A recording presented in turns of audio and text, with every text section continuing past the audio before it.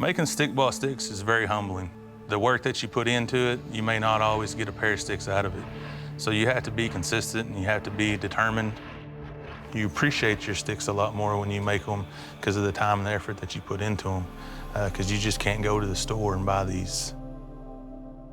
My name is Clovis Hamilton, and I'm a stickball stick artisan.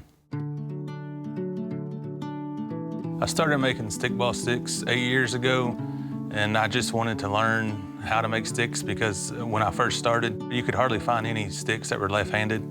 And with me being left-handed, I had to try to make my own in order to find some sticks that really worked for me. I've learned from a lot of different stickball makers and talked to a lot of different people. When I first got started, I started with Trevor Clark. He brought all his tools over and he gave me a dull hatchet. He made me split my own log and he gave me some dull wedges and he made me do all that by hand. And I was trying to use his hatchet that he was using and he told me that I didn't earn that hatchet yet, so I couldn't use a sharp one. You know, I always kind of keep that with me. You know, I had to earn that right to use that stuff and to show him that I was willing to put the work in to learn how to make sticks before, like, he gave me everything that I needed. I get to a point where I think I really like them and I think they're really good, and then I get to a point where I start seeing faults and that I don't like. And I think that's the perfectionist in me. You know, you don't ever want to make a perfect pair because once you do, you'll quit making them.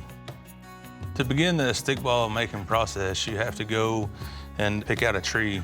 I try to find just a straight tree with no knots. Most of the time, people like to use hickory. If I can find hickory, that's what I'll cut. People use pecan. They've used bodark. This last time I went and harvested wood for stickball sticks, I actually cut oak. And oak's a little easier to find around this part of the country. Once you have your log, I kind of start on one of the edges with my hatchet, and then I kind of work my way over to try to make my line straight. Once you cut it in half, you want to try to cut it in fours. So you take this quarter here, and then now you're ready to start taking the bark off. So then you'll take your draw knife, and then I would start shaping it down. Once you get to this point here, this is when you'll use the draw knife to flatten all this out. And then you'll have to cut your cup out, which will be this part here. There's different methods you can use to turn the stick to make the cup. Traditionally, what they would do is grease all this up right here, and they would take that stick and they would run that over the fire to make your sticks pliable to try to bend. I use that PVC pipe, I stick it in the vise, and then that's what I use to bend my cups around. And so then after that, I use some triangle slots that I've cut out, and that's what I use to flare my sticks with. Then I'm ready to drill my holes.